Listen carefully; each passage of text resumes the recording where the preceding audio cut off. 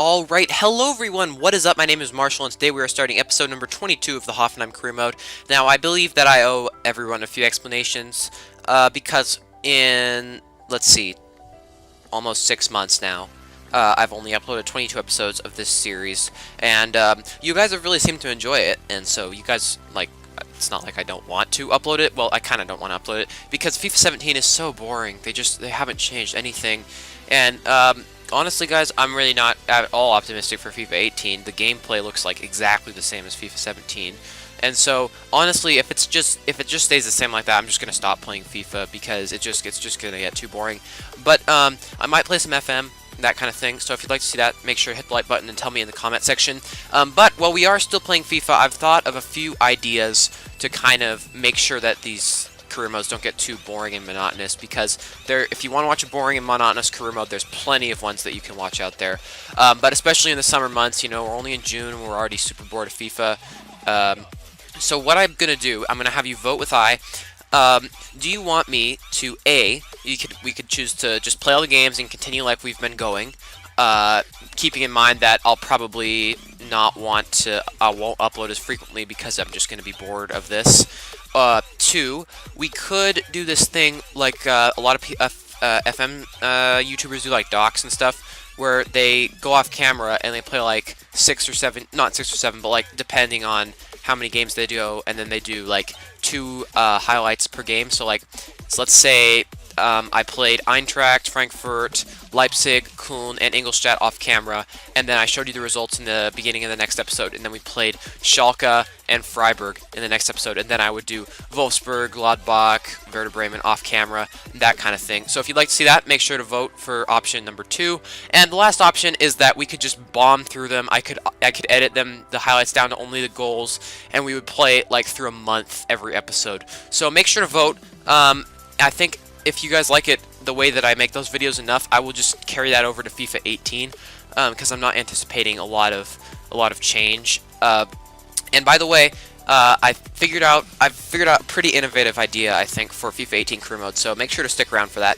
But anyway, I've been rambling on a lot, and I'm trying to remember quite what happened in the last episode, and I can't. So we're just gonna keep going, pretending that nothing's happened. So I remember that we signed Vestergaard in the last episode. Jean-Paul Boetis was recommended in the comments multiple times. Jaro Wiedewald, Richard Lee Bazour. Bazour is a pretty generic signing, but looks like we do have an offer accepted for him. So we'll go ahead and offer him a contract. He's got decent wages. We'll go like that. No need to offer a squad role because that just complicates the contract. There you go. We'll get rid of those. Arsenal, probably that's Per Mertesacker. Yep, 14.5 million, so we're going to get rid of that. And Danilo Pereira, they want a bunch more money. So, let's check out the Youth Academy. That guy looks decent. That guy's probably not going to be good. Alright, so we don't really have that many youth scouts. Maybe I should fire the current youth scout. I'm not sure. But guys, let's go off camera until something interesting happens. So guys, in the last episode, I figured out what the problem was here. So I remember that we got a ton of offers from Miri, but they were all lower than what I want. Well, they're lowballing us because his contract is up at the end of the year, so they figure if they want to pay us the full value now, they can just pick him up on a free in January. So giving him a 1-year loan probably isn't going to be the best option, because nobody's going to take him, because then he's available on a free. So we'll go for a short loan, see if that works out. But Zoer has accepted his contract. Not sure if I want to bring him in, though, guys, because it's a pretty generic signing. I mean, FIFA 16, everybody signed but Zoer. He's at Wolfsburg now, hasn't had the best of times. So let's just check on our budget. I can't remember a single thing that happened in like the last few episodes. So we don't have that big a budget, and we kind of are looking for more of a holding midfield player. But like nobody, I don't know, guys. I don't know. I mean, is a Rudy replacement. I think we'll just go ahead and accept him. Alright guys, I'm deciding to put in a bid for Joshua Guilavogui, I guess. I don't know. I mean, I'm not too sure. I guess we'll offer Rudy in exchange, and we'll just try to do a straight swap first of all. He does have kind of big wages, so I'm not sure. But guys, Zoer, I don't know if we should bring him in or not. I guess I'd kind of like to do it. I mean, he's not that expensive. He's a good player, so why don't we go ahead and bring him in. Alright, we're going to accept Butzor. Welcome to the club, Richard Lee Butzor. I'm not sure how I feel about this signing, guys, but I'm sure. I mean, I know he'll be a good player. I just don't think it's very realistic. But anyway, for 9.1 million, his wages aren't that big. You know, it's probably fine. So we will continue on, and hopefully we get some offers for Sula and stuff, because we're getting down to the end of the window. Guys, so they're not interested in Rudy. That's very, very strange, because he's a good player. I don't know why they wouldn't want him. So we're gonna go back in with straight cash, I guess. We'll go in with, I don't know, 9 million. They'll probably, yep, 9 million for Guilavogui. If we could get that, that would probably be a pretty big steal. Vogt is going to get a new contract, 40,000 grand a week, and we were going to offer him 2 years extension. He's an important first-team player. Vogt is going to be our #1 holding midfielder, I think, this season, because we're really struggling to get somebody in. Hopefully this summer in real life is not like this for Hoffenheim, because we're going to need a lot of players. Vogt accepted the contract, but Wolfsburg, again, flat out rejected it. We could try offering them... You know what, we're going to go back in for Daniel Pereira as well. We're just going to offer them Amiri, I guess, because we do kind of have to get rid of him, I think. I don't know. No loan offers are coming in, and until they do, I don't know what to do. So we'll switch Pereira for Amiri. We'll try that. And I guess we'll try the same thing for Guilavogui. Okay, guys, so then we would have both of those bids rejected, as we try to use Amiri as makeway, and that didn't work either, so I was kind of skeptical. But here we go. We finally got an offer for Nicolas Sula, but unfortunately it was a terrible offer from Monaco. Just below his valuation. I was really not impressed at all. And 20 million, I couldn't accept that. I mean, it's below his valuation. I know it's probably the fee that they paid in real life, but I know that there's add-ons to that, and so it would eventually grow. And I felt we needed a little bit more money. Also, just showing there a little bit of the training that is going on. But anyway, Monaco would not change their bid, so I would be forced to just accept that, or reject it, sorry. And yeah, I was really struggling at this point to figure out what we were going to do, because there was only like a week left in the window, and we did not have a holding midfielder. So I decided to go back in for Pereira and Guilavogui, but I didn't use Sula as makeway in the Guilavogui deal because I didn't want to sell him to Wolfsburg. And at this point, I just decided to throw in Amiri in a bunch of players that we might want as a swap deal, because we needed to get rid of him. There's no loan offers coming in, and with only a week left in the window, he can leave on a free this January, so that would be a real problem. So we're just going to try to exchange him for as many players as we possibly could on our short list, even some fairly outlandish ones like Roberto Firmino. They did not accept any of them except for Bojan, or Stoke City countered 26 million plus Amiri for Bojan, so that clearly wasn't going to happen. But Pereira, they wanted a little bit of money plus Sula, which I thought was a little bit strange, because I felt like Sula for Pereira is a pretty decent swap, especially for Porto, because Nicolas Sula is a high-class player. And I'm surprised we got no offers for him. This is just ridiculous, FIFA. EA, fix this. I need transfer offer for Sula. I feel like a bunch of Bundesliga clubs would be in for him. We got one from Monaco, and it was painfully below his valuation.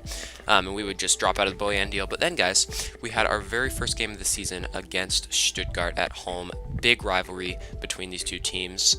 They are back in the Bundesliga after 1 year absent, and there you can see we signed Butzor for 9,100,000, I think, and we signed Vestergaard for 14 million. Those were our two signings to this point, and Butzor would get his first start, as you can see.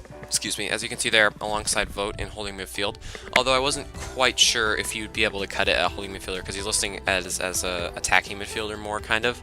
But we would get our first chance after just 7 minutes and about 30 seconds, as Wagner put it past the post, and then unfortunate injury to Fabian Schär.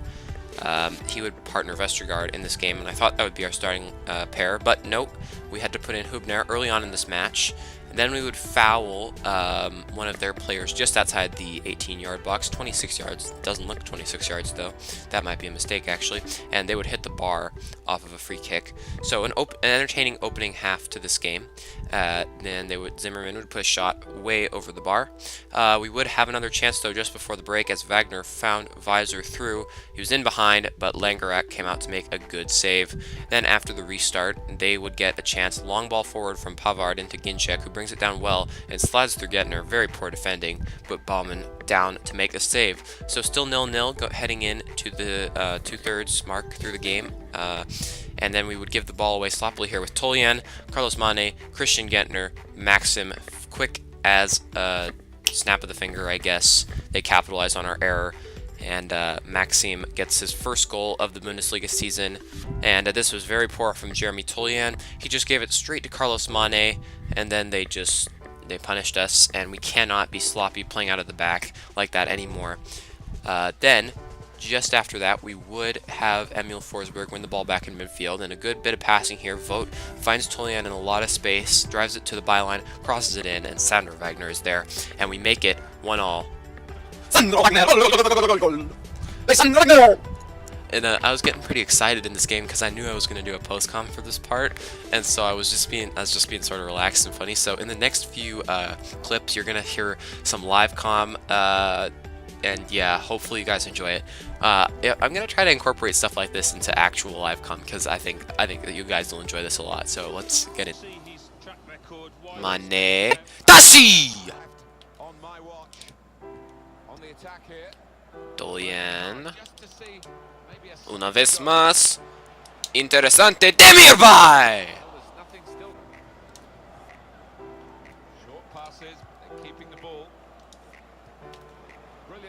Ooks. Fedor Smolov. Goal!